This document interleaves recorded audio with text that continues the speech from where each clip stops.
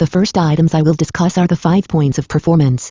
The first point of performance is proper exit. Check body position, and count. Jumpers hit it.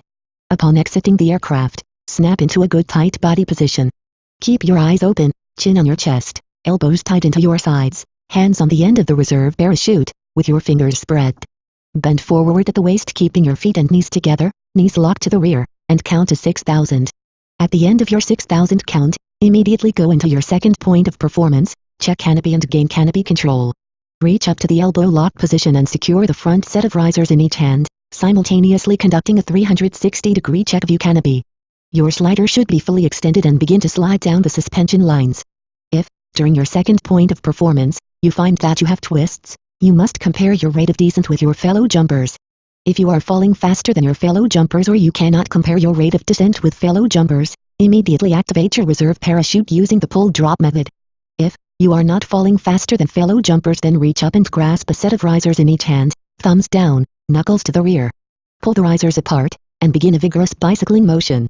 When the last twist comes out, immediately check canopy and gain canopy control. Your third point of performance is keep a sharp lookout at all times and constantly compare your rate of descent. Remember the 3 rules of the air and repeat them after me. Always look before you slip, always slip in the opposite direction to avoid collisions, and the lower jumper always has the right of way. Avoid fellow jumpers all the way to the ground by maintaining a 25-foot separation, and continue to compare your rate of descent with fellow jumpers. During your third point of performance, release all appropriate equipment tie-downs. This brings you to your fourth point of performance, which is prepare to land. At approximately 200 feet above ground level, look below you to ensure there are no fellow jumpers and lower your equipment and then slip into the wind. Attempt to utilize the slip assist loops or slip assist tabs. If the wind is blowing from your left, reach up with both hands and grasp the left set of risers and pull them deep into your chest. If the wind is blowing from your front, reach up with both hands and grasp the front set of risers and pull them deep into your chest. If the wind is blowing from your right, reach up with both hands and grasp the right set of risers and pull them deep into your chest. If the wind is blowing from your rear, reach up with both hands and grasp the rear set of risers, and pull them deep into your chest. After you have slipped into the wind, you will assume a landing attitude by keeping your feet and knees together, knees slightly bent, elbows tight into your sides, with your head and eyes on the horizon. When the balls of your feet make contact with the ground, put your chin down to your chest and execute a proper parachute landing fall. The fifth point of performance is land. You will make a proper parachute landing fall by hitting all 5 points of contact. Touch them, and repeat them after me. 1. Balls of your feet. 2. Calf. 3. Thigh. 4. Buttocks and 5. Pull-up muscle. You will never attempt to make a standing landing. Remain on the ground, and activate both of your canopy release assemblies using either the hand-to-shoulder method, or the hand-assist method. To activate your canopy release assembly using the hand-to-shoulder method, reach up with either hand and grasp the corresponding safety clip. Pull out and down on the safety clip, exposing the cable loop. Insert the thumb, from bottom to top, through the cable loop. Turn your head in the opposite direction, and pull out and down on the cable loop. To activate your canopy release assembly using the hand-assist method, reach up and grasp the corresponding safety clip. Pull out and down on the safety clip, exposing the cable loop. Insert the thumb, from bottom to top, through the cable loop. Reinforce that hand with the other.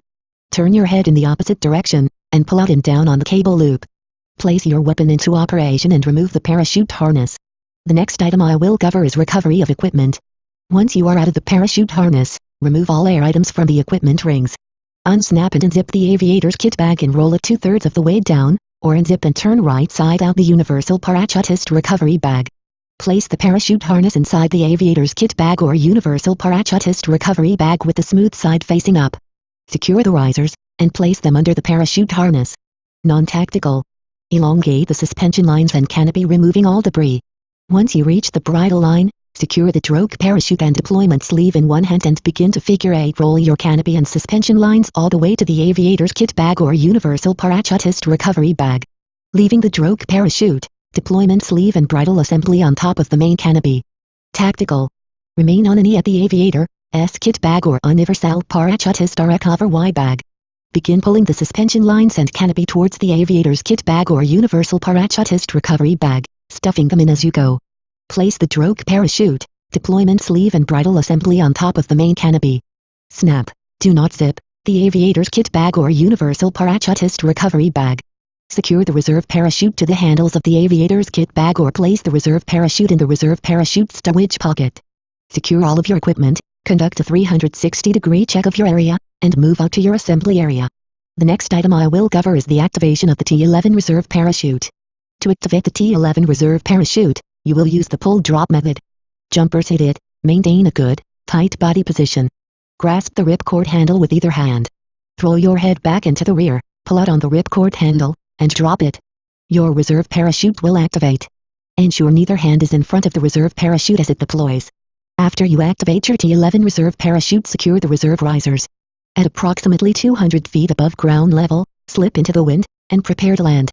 The next item I will cover is towed jumper procedures. Jumpers hit it. If you become a towed jumper, and are being towed by your universal static line modified and are unconscious, you will be retrieved back inside the aircraft. If you are conscious, maintain a good tight body position with both hands covering your ripcord handle and an attempt will be made to retrieve you inside the aircraft. As you near the paratroop door, do not reach for us, continue to protect your ripcord handle. If you cannot be retrieved, your universal static line modified will be cut. Once you feel yourself falling free from the aircraft, immediately activate your reserve parachute using the pull-drop method. If you are being towed by your equipment, regardless of whether you are conscious or unconscious, that item of equipment will be cut or jogged free, and your main canopy will deploy. The next item I will cover is malfunctions. Remember to continue to check your canopy for any damage or irregularities and compare your rate of descent throughout your entire jump. If at any time you cannot compare your rate of descent or you are falling faster than your fellow jumpers, immediately activate your reserve parachute using the pull-drop method. The next item I will cover is collisions and entanglements. Jumpers hit it. Check canopy and gain canopy control. If you see another jumper approaching, immediately look, and then slip away. If you cannot avoid the collision, assume a spread eagle body position and attempt to bounce off the jumper's canopy and or suspension lines and immediately look, and then slip away. If you pass through the suspension lines and you do become entangled, snap into a modified position of attention. With either hand protect your ripcord handle. With the opposite hand attempt to weave your way out of the suspension lines the same way you entered. Once clear, immediately look then slip away. If you become entangled, the higher jumper will climb down to the lower jumper using the hand-under-hand method. Once both jumpers are even, they will face each other, and grasp each other's left main lift web. Both jumpers will discuss which parachute landing fall they will execute. Both jumpers will conduct the same parachute landing fall. Neither jumper will execute a front parachute landing fall. Both jumpers will continue to observe their canopies all the way to the ground. If one canopy collapses, both jumpers will ride the one good canopy all the way to the ground. If both canopies collapse, both jumpers will immediately turn away, in order to create a clear path and activate their reserve parachute using the pull-drop method. Should you find yourself on another jumper's canopy, without rolling, use whatever means necessary to get off of the canopy and immediately activate your reserve parachute. Attempt to avoid the four corner vents on the canopy. Should you fall through a corner vent, stay where you are and be prepared to conduct a parachute landing fall. If you have another jumper on top of your canopy, continually compare your rate of descent. If you are falling faster than fellow jumpers, immediately activate your reserve parachute using the pull-drop method. The next item I will cover is emergency landings. The first emergency landing I will cover is the tree landing. If you are drifting towards the trees, immediately look then slip away. If you cannot avoid the trees, and have lowered your equipment, look below you to ensure there are no fellow jumpers, and jettison your equipment, making a mental note of where it lands. If you have not lowered your equipment, keep it on you to provide extra protection while passing through the trees. At approximately 200 feet above ground level, assume a good landing attitude by keeping your feet and knees together, knees slightly bent, and chin on your chest. When you make contact with the trees, rotate your hands in front of your face with your elbows high. Be prepared to execute a proper parachute landing fall if you pass through the trees. If you get hung up in the trees and you do not feel you can safely lower yourself to the ground, stay where you are and wait for assistance. If you decide to climb down, jettison all unneeded equipment. Ensure that you maintain your helmet. Activate the quick release in your waistband. With either hand, apply inward pressure on the ripcord assembly. With the opposite hand, remove the top tuck tab. Maintain steady inward pressure and with the opposite hand insert it behind the ripcord assembly and apply inward pressure. Grasp the ripcord handle with the opposite hand, pull it and drop it. With both hands, control the activation of the reserve parachute to the ground, ensuring that all suspension lines and risers are completely deployed. Disconnect the left connector snap and rotate the reserve parachute to the right. Attach the left connector snap to the triangle link on your right side. Seat yourself well into the saddle. Activate the quick release in the chest strap and completely remove the chest strap from the chest strap friction adapter. Grasp the right main lift web with either hand below the canopy release assembly and with the other hand activate the leg strap ejector snaps and climb down the outside of the reserve parachute. Caution must be taken when climbing down the T11 reserve parachute suspension lines because of the slippery coating applied to the suspension lines. Remember, when in doubt, stay where you are and wait for assistance. The next emergency landing I will cover is the wire landing. If you are drifting towards wires, immediately look and try to slip away. If you cannot avoid the wires, look below you to ensure there are no fellow jumpers and jettison your equipment, making a mental note of where it lands. Ensure that you maintain your helmet. Assume a landing attitude by keeping your feet and knees together, exaggerating the bend in your knees, eyes open, chin on your chest with your back arched. Place the palms of your hands high on the inside of the front set of risers with the elbows locked. When you make contact with the wires, begin a vigorous rocking motion in an attempt to pass through the wires. Be prepared to execute a proper parachute landing fall in the event you pass through the wires. If you get hung up in the wires, do not attempt to lower yourself to the ground. Stay where you are, and wait for assistance. The next emergency landing I will cover is the water landing. If you are drifting towards a body of water, immediately look then slip away. If you cannot avoid the water, look below you to ensure there are no fellow jumpers and lower your equipment. Next, jettison your helmet, making a mental note of where it lands. Activate the quick release in the waistband. Disconnect the left connector snap and rotate the reserve parachute to the right. Seat yourself well into the saddle and activate the quick release in the chest strap, completely removing the chest strap from the chest strap friction adapter. Regain canopy control. Prior to entering the water, assume a landing attitude by keeping your feet and knees together, knees slightly bent, and place your hands on both leg strap ejector snaps. When the balls of your feet make contact with the water, activate both leg strap ejector snaps, arch your back, throw your arms above your head and slide out of the parachute harness. Be prepared to execute a proper parachute landing fall if the water is shallow. Swim upwind, or upstream, away from the canopy. If the canopy comes down on top of you, locate a seam, and follow it to the skirt of the canopy. The next item I will cover is life preservers. When jumping a life preserver and you are unable to slip away from the water, activate it during your third point of performance.